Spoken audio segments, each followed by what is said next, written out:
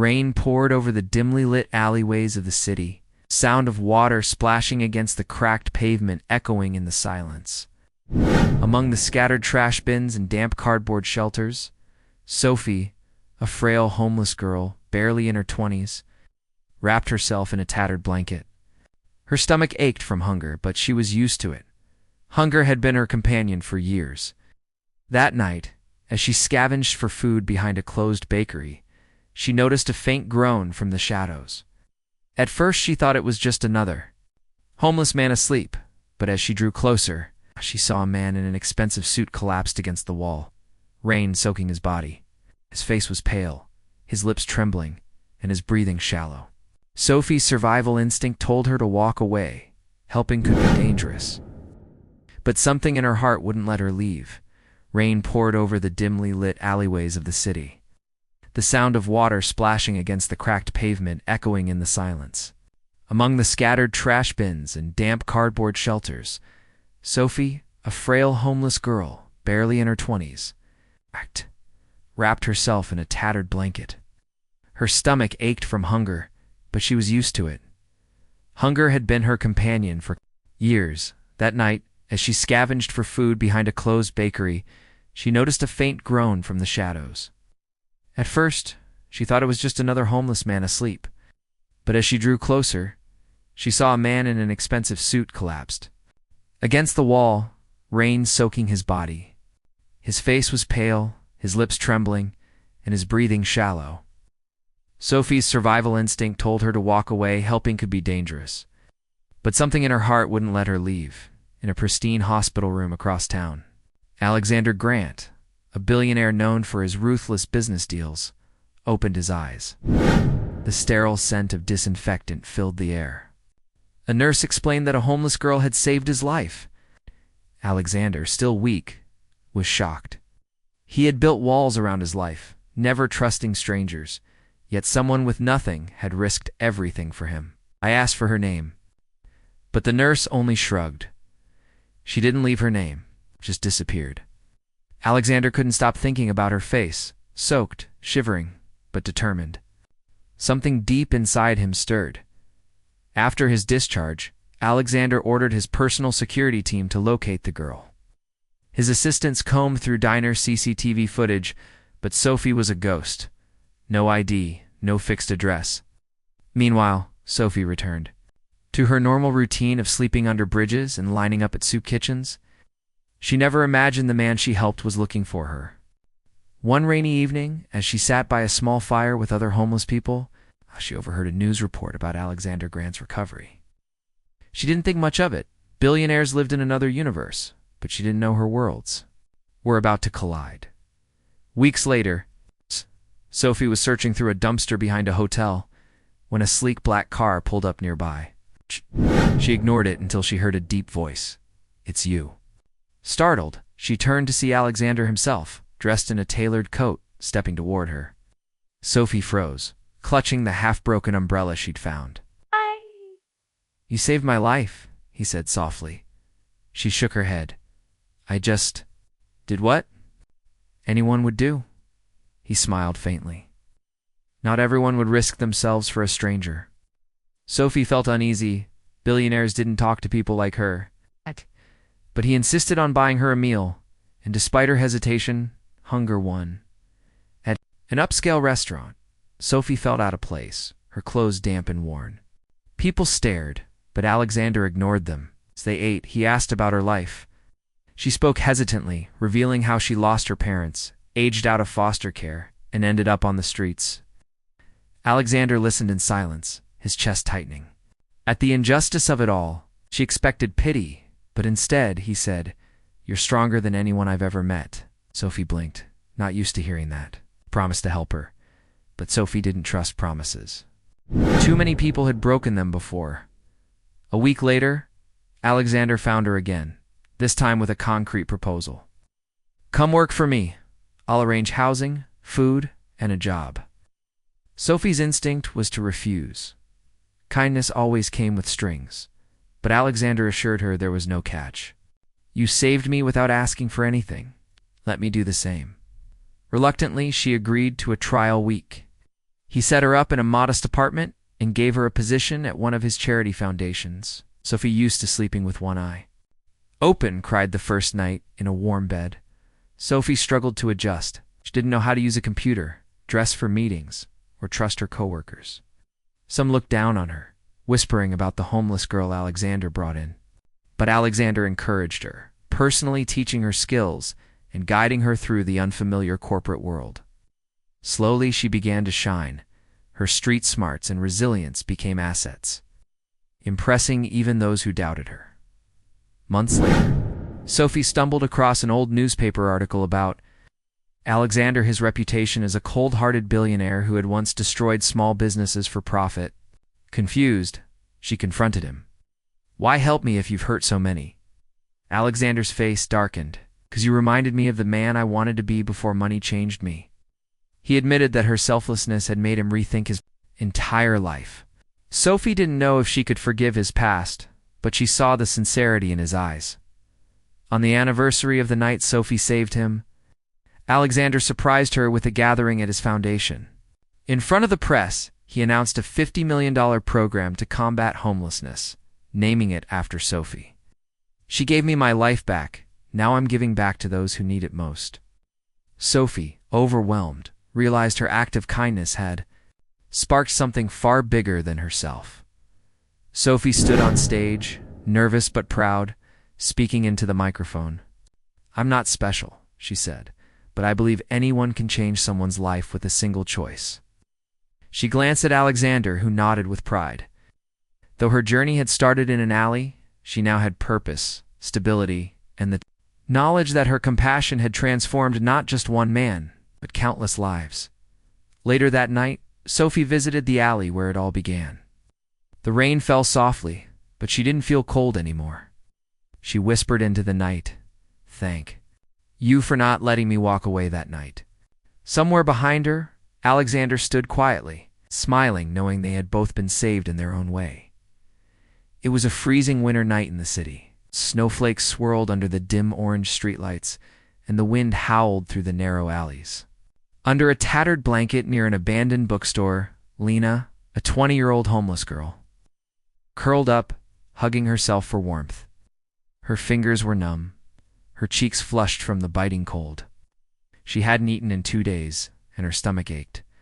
Across the street, the upscale cafes glowed with warmth, but they were worlds away from her reality. People hurried past her without a glance, afraid to acknowledge her existence.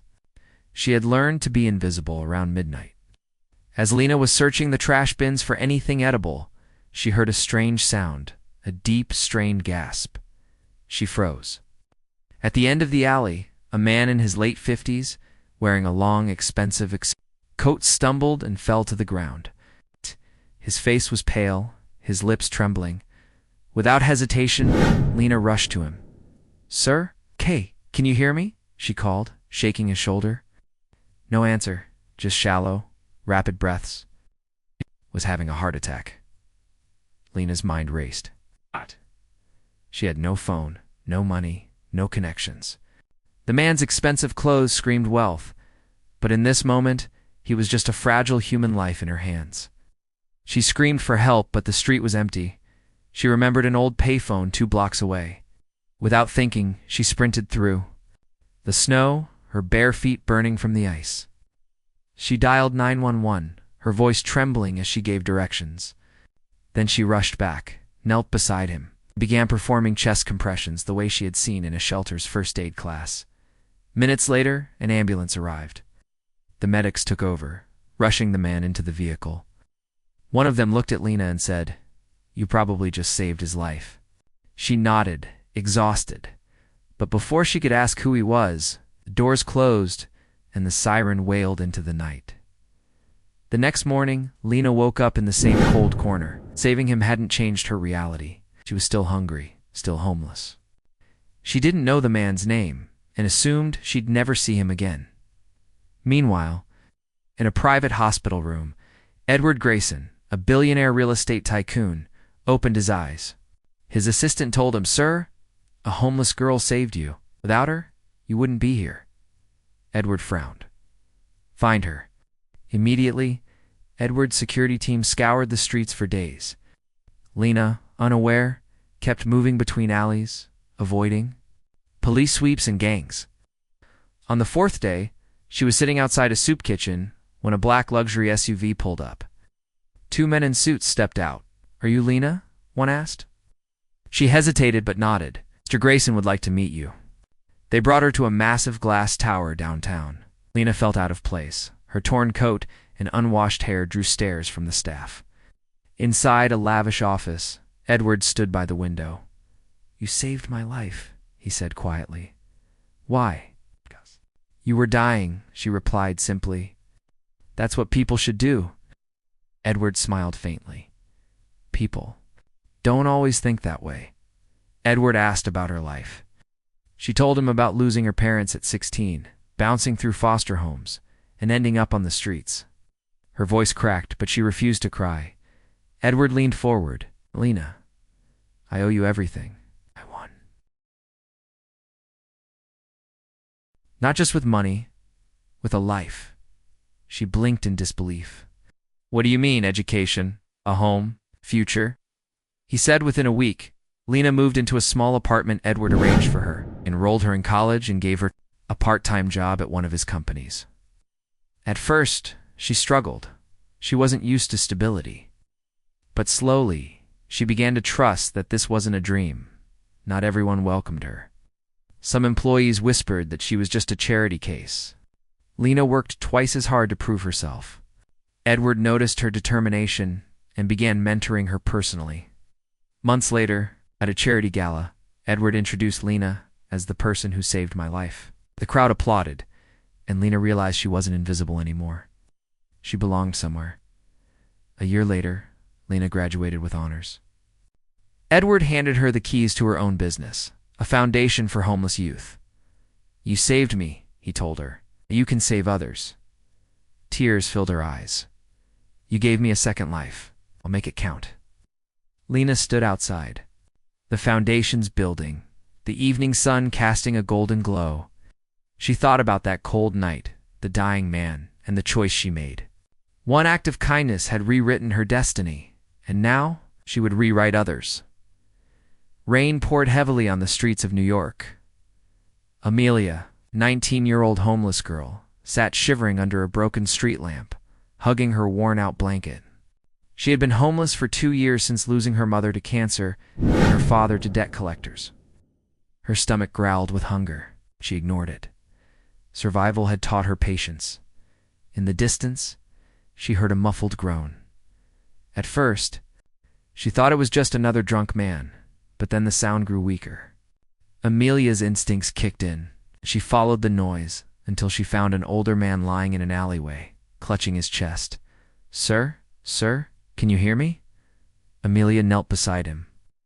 The man's lips were pale, his breathing shallow. Without thinking, she pulled off her own blanket, covering him to keep him warm.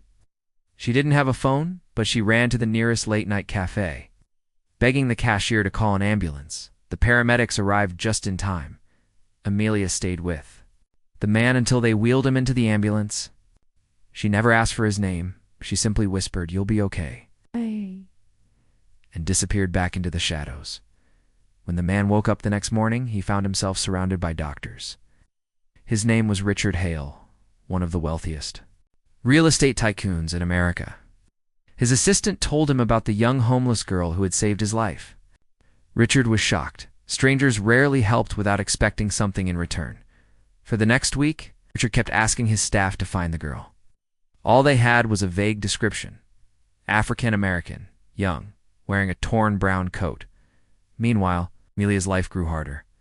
Winter was approaching fast. She worked odd jobs, cleaning diner tables, carrying boxes for street vendors, but the pay was barely enough for one meal a day. Every night, she wondered if the man she saved was alive. Richard didn't give up. He ordered his security team to check street camera footage from the night of the incident. After days of searching, they found her image walking away from the ambulance. He sent his assistant to look for her in shelters and soup kitchens. It was a freezing morning when Amelia was sipping a cup of free coffee from a church shelter. A well-dressed man in a black coat walked in, scanning the room. His eyes locked. On her, Miss Amelia, right? She froze. Who are you? I'm the man you saved. Richard invited her to lunch. Amelia was hesitant, fearing it was a scam, but hunger persuaded her. In a warm restaurant, he told her about his heart, condition, and how her quick action saved him. Then he said something that made her drop her fork. I want to help you. No strings attached. Amelia didn't trust rich people. She had seen enough of their cruelty. She refused his money, saying, I didn't save you for a reward. Richard admired her pride, but insisted. Then let me offer you a job. Work for me. Earn your own way. Richard placed her in an entry-level office position. At first, Amelia struggled with the corporate environment, but she learned quickly. Her honesty and work ethic impressed everyone, and Richard began to treat her like a daughter. One day, Amelia overheard two executives mocking her for being the charity case. Humiliated, she packed her bag to leave. But before she could go, Richard stopped her with a file in his hand. It was a property deed to a small cafe in her name. You've earned this, he said, and it's time you knew. Your mother once worked for me. She helped me when I was broke. I'm just returning the kindness. Not everyone at Richard's company was happy with Amelia's rise. Victoria Lang, the ambitious vice president, saw Amelia as a threat to her influence. She began whispering to board members, claiming Amelia was manipulating Richard for money. One evening, Victoria invited Amelia to a business dinner that turned out to be a trap. Reporters were waiting to photograph Amelia entering a luxury hotel, making it look like she was involved in shady dealings. The next morning, tabloids screamed, from street to sweetheart. Homeless girl caught in hotel scandal with billionaire mentor. Social media was flooded with hate. Amelia was devastated and begged Richard to believe her. Richard's voice was calm but firm. I trust you, Amelia. I've seen your heart. We'll find the truth. Richard quietly hired a private investigator. In 2 weeks, they uncovered evidence. Security footage showing Victoria arranging the setup. Phone records proving she contacted the reporters, and fake invoices she used to siphon company funds. At the next board meeting, Richard played the footage for everyone. Victoria turned pale. Richard's words cut through the silence. You tried to destroy the person who saved my life, and my faith in humanity. You're finished here. Victoria was escorted out, and Richard made Amelia the new director of community outreach, giving her authority to run charitable projects for the homeless. Amelia threw herself into her new role. She launched a program offering jobs, training, and shelter to hundreds of homeless youth. Slowly, she became a public figure not for scandal, but for compassion. Months later, while visiting one of her charity projects, Amelia saw chaos outside. A man in a ski mask had attacked Richard's car, aiming to rob him at knife point. Richard's driver was injured, and Richard himself was struggling to breathe. Without hesitation, Amelia grabbed a metal pole, hitting the attacker's hand and forcing him to drop the knife. The crowd restrained the man until police arrived. Amelia knelt by Richard, holding his hand until paramedics came at the hospital. Richard smiled weakly. Twice now, you've given me my life back. But it's time I tell you something, Amelia. I have no children, no family. I want you to take my place when I'm gone. Amelia's eyes filled with tears. Richard, I'm not worthy. You're exactly worthy, because you know what it's like to have nothing and to still give everything. Weeks later, at a private ceremony, Richard signed over 50% of his company shares to Amelia, making her one of the youngest billionaires in America. He also transferred a trust fund to expand her charity worldwide. A year passed. Amelia stood in front of a new homeless shelter, the largest in the state, named the Hal Amelia Center for Hope. In the crowd were dozens of people she had helped off the streets as she cut the ribbon. She thought of the cold night she almost didn't follow that groan in the alley. One small act of kindness had changed to lives forever. Richard, now older but healthier, walked beside her. Amelia, the world will always have darkness, but people like you light it up, she smiled. And I learned that light from you. The two walked into the shelter together as the doors opened for the first guests, the beginning of many second chances. Despite her success, Amelia began to feel whispers behind her back at charity galas. Some elites claimed she was playing saint while living in luxury. Old wounds of insecurity started to resurface. Richard suffered a mild stroke, forcing Amelia to take full control of the company for several weeks. She faced intense pressure from the board, who doubted her business skills. A rival CEO, Marcus Vane, approached Amelia with a tempting offer, merged the company and stepped back from leadership. But Richard had once told her, Marcus was ruthless and would gut the charity programs.